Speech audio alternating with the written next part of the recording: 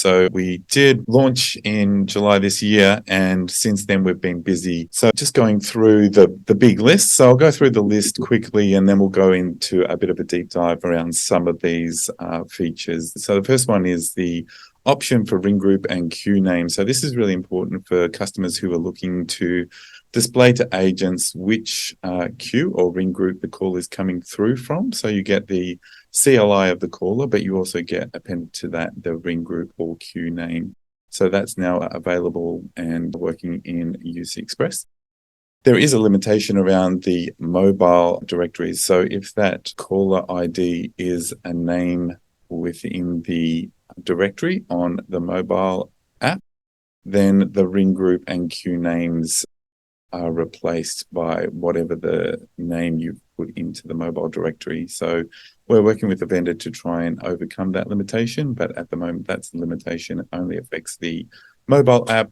On the desktop app, you still see the ring group and queue names, and that also works with the handsets as well. Moving on to night switch. So this is a common feature for customers who don't like to program into their phone system when the main number switches over to night mode or business hours after hours. So they'd prefer to do that via a manual switch on the phone. So we've provided the ability to now have a configurable night switch attached to ring groups or queues, and you can program a BLF button on a phone to enable that night switch to forward to the night switch destination, which is different to the timeout destination or busy destination for queues, etc. So we'll go through that a little bit later. The other one was the queue timeout destination. So originally when we launched, we had the ability to have the queue fail over to our voicemail, and this provides an additional destination. So if the timeout is reached, you can forward that call to another destination or stay in the queue. For the professional license, there's also a callback feature for the queue. But so this is available. Queue timeout destination is available on all the different license packs. So we've also provided some call forward always feature access codes. So this is the ability to use feature access codes to program into the buttons on the phone, or use a star code to basically enable call forward busy or deactivate it. Also, you can set the call forward busy destination as well. So we'll go through that a little bit later. The UC Xpress mobile app, we've done an update to that as well. So this originally you had the ability as an agent of a call center through the mobile app to basically put yourself offline, and that would log you out of all the queues at once. And you could go back online and log in. You'd basically be logged into all the queues at once again. So this update provides the ability to log in and out of specific call queues. So if you're an agent of multiple queues, you could log out of one queue and still be available and active in other queues. So it's a more granular approach to call centers. We've also made a few little changes, the tidy ups to UC Xpress voicemail. Originally, we were sending an email with a link to the voicemail. And what we're doing now is actually providing that as a web file as an attachment to the email instead. And we're deleting that voicemail off the server so that those voicemail boxes don't fill up so quick. And we're also sending an email notification to the users when the email box is full. The other thing that was very popular at the start and we've made available now is we've provided demo and training enterprises for all of the existing resellers that have agreed to the new terms.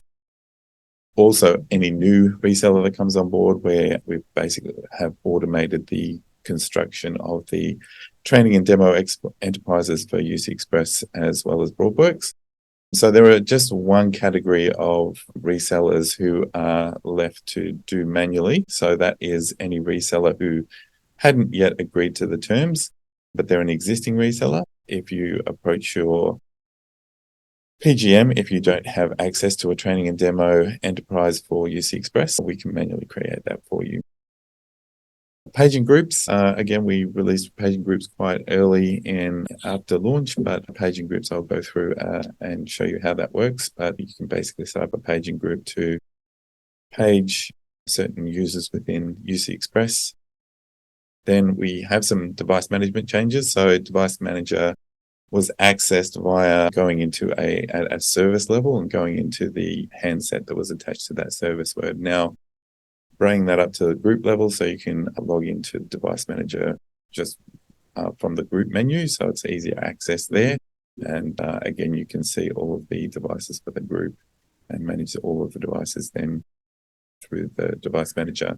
We've also made available a switch between UDP and TCP settings within that device manager menu as well. The important thing here to remember is that for UC Xpress only, Broadworks is different, but for UC Xpress only, TCP is on port 5080 and UDP is on port 5060. So if you do make that switch, you have to note the differences and the impact that it might make in the network routing there. And then the last one, which is just recent, we've made available the ability to view call recordings in SaaSBOS. Previously, it was only the supervisor who had access to view call recordings of agents. It's now available in SaaSBOS with the same permissions that exist today for Broadworks to view call recordings. So what I'll take you through some of those in a little bit more detail. So this is the queue improvements here. So the first box up the top here, you can see that there is the full queue timeout setting. And then next to that, now you have an option to where previously it was just remaining queue. Remaining queue, basically, if you've got voicemail activated, it will prompt the user to leave a voicemail once the timer is reached. Or if you're a professional and have the queue callback feature enabled, it will also prompt to call back or stay in queue. Otherwise, you can now forward to a destination and the destination number is there available as well. So when you hit that timeout, you'll have that to timeout destination there. And the second box down the bottom there is the ability to provide a night switch. So this is very similar in both the queue menu and also the Hunt group menu, but again, once you turn that on, you have the ability to forward to a night switch. You still have to program the night switch button onto a phone, and we'll go through that in a little bit more detail. In between those two orange boxes, there's an arrow pointing to the display of the queue name when calling agents. So you can see that it's on no currently, but you can toggle that between yes and no. Importantly, if you have a call flow that fails over between queues and ring groups, and the final ring group or queue didn't have that toggle as yes, you wouldn't see it wouldn't display the queue name or ring group to the agent. So you do have to do it on each of the queues and ring groups in the call flow. Most often that's single, but if you've got multiple, then you'd have to do it for each if you wanted to ensure that display name happens. So a little bit more extra detail on setting up a night switch. So the first thing is to enable the night switch service on the ring group or call queue via SaaSBOS, which I've just shown you. And the second one is to go into the device manager and program a BLF line key type on the phone. And the field where you specify the extension, you must put the letters NS followed by the extension of the specific queue or ring group for that night switch. So once you do that, that becomes a BLF button on the phone. And when you toggle it, it will activate night switch or not. And the BLF light will change depending on if you've activated it or not. So that is setting up night switch, which has been a popular request. And small businesses still use that sort of manual process for toggling night switch. This one is feature access codes. So originally we didn't have these available for call forward always. We now have made this possible. So *72 activates the call forward always with the existing destination. You may have previously set up the destination in SaaSBOS or via the star code. And then pressing *72 just activates that call forward to the existing destination.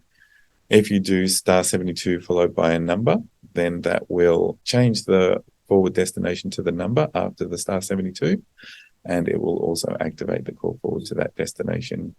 and *73 deactivates the call forward. So nice and simple. This is the mobile app. So this is where we're talking about the more granular control of logging in and out of queues. So now you'll see if you're a call center agent, you could always see the queues you were logged into. And up the top, you could basically go online or offline, which toggled you inside all queues or out of all queues at once. Now you have that little icon on the right-hand side there. So you can just toggle each one of those for each queue you're a part of, and you'll either go online or offline by toggling that little switch there. So as I said, more granular control. When you do go offline, so if you click the top offline button, it basically logs you out of all queues at once. You can also select one of the codes. So you might be on lunch or a break or a meeting, and you can set up those codes as well. Or the supervisor can set up those codes or disposition codes for going offline. So that's a little bit about the mobile app. As I mentioned before, the device management is now easy to navigate to. So we've made that available in the group menu, and we've brought back the device management tab there that you can see.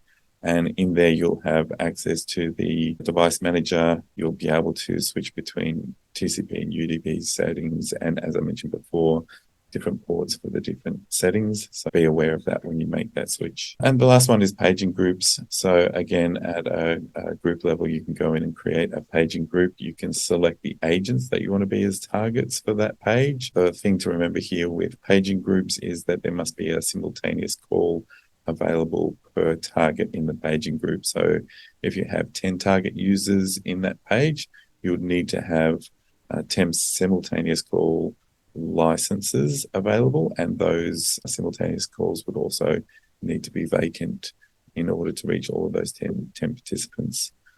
So it is a little bit tricky to manage that, but that is how the licensing works at the moment.